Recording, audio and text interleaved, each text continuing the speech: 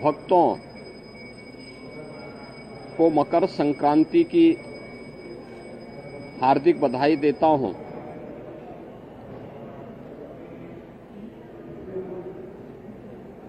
मकर संक्रांति भारत के पावन पर्व और त्योहारों की श्रृंखला का एक ऐसा पर्व है जो जगत पिता सूर्य के प्रति कृतज्ञता ज्ञापित करने का एक उत्सव है। पूरे देश के अंदर अलग अलग नाम और रूपों के आधार पर इस पर्व को सनातन धर्मावलंबी बड़ी श्रद्धा के साथ इस आयोजन के साथ जुड़ते हैं।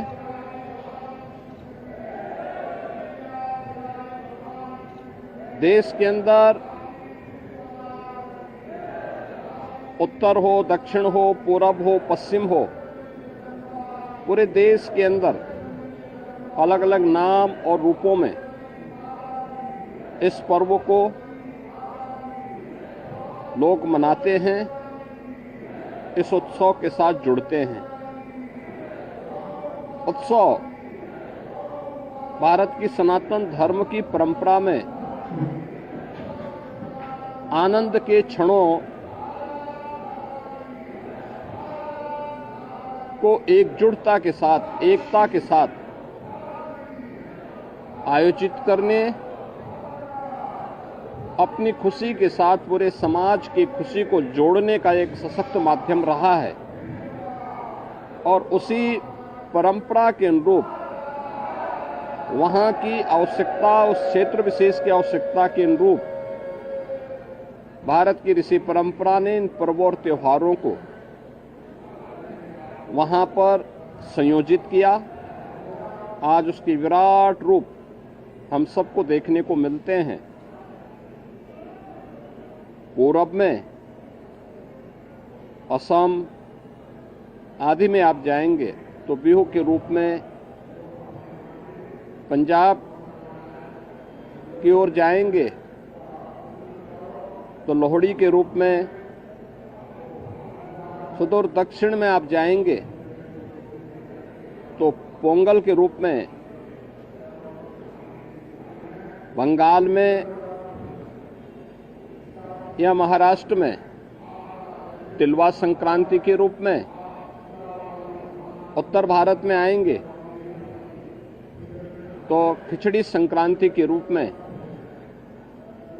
इस महापर्व को आयोजित श्रद्धालु जन करते हैं।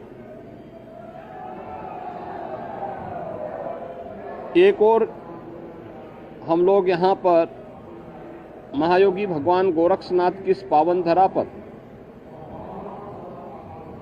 देश के अलग अलग कोने से आए हुए श्रद्धालु जनों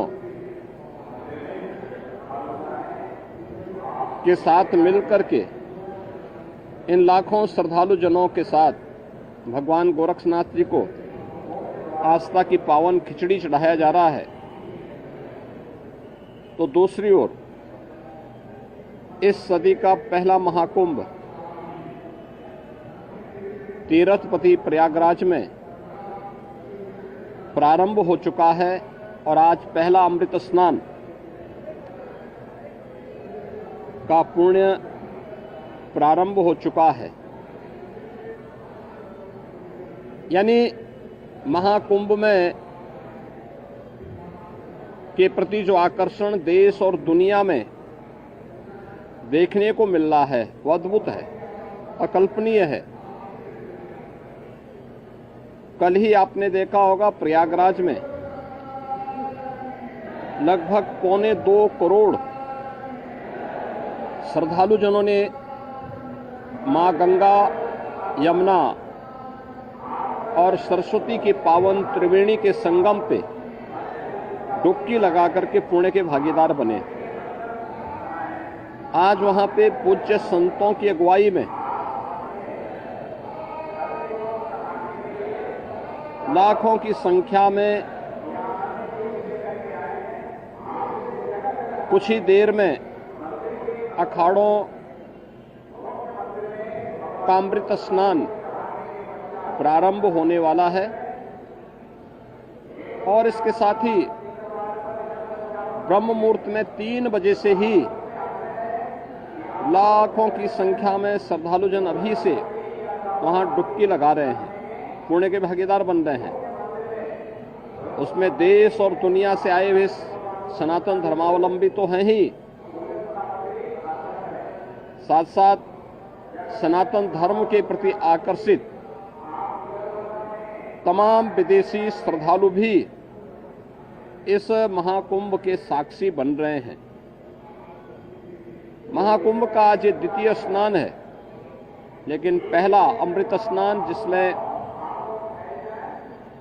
अखाड़ों की शोभा यात्रा निकलेगी, उनकी सवारियां निकलेंगी, यह भी आज महाकुंभ में होगा और इस प्रारंभ होने वाला है। प्रदेश के अंदर अलग अलग स्थानों पर इस अवसर पर पवित्र नदियों में, सरोवरों में स्नान, ध्यान, दान, पुण्य का कार्यक्रम बड़े उत्साह से प्रारंभ हो चुका है। ये मेरा सौभाग्य है कि मुझे अभी यहाँ पर भगवान गोरक्षनाथ की इस पावन स्थली पर बाबा के श्री चरणों में पावन खिचड़ी को चढ़ाने का अवसर प्राप्त हुआ है।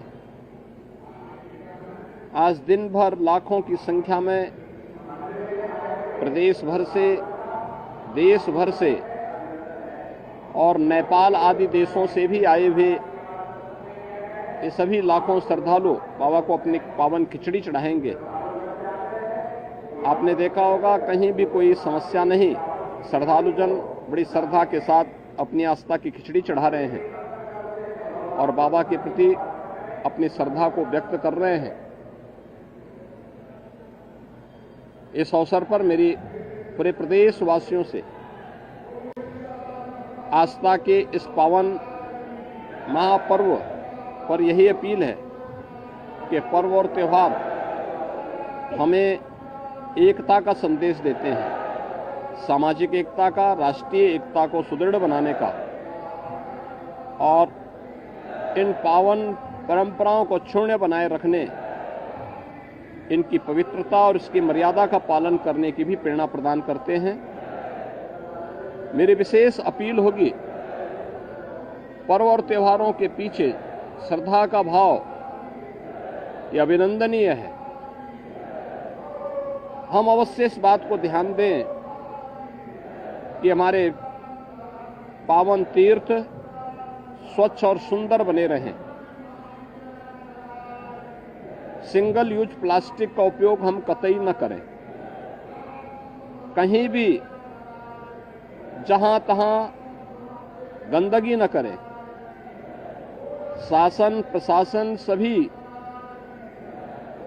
पूज्य संतों के, श्रद्धालुजनों के सबकी व्यवस्था के लिए पूरी तन्मयता के साथ लगे हैं। अनेक स्वयंसेवी संगठन श्रद्धालुजन और संतों की सेवा के लिए तत्परता के साथ कार्य कर रहे हैं और मुझे पूरा विश्वास है कि ये सभी आयोजन सकुशल संपन्न होंगे।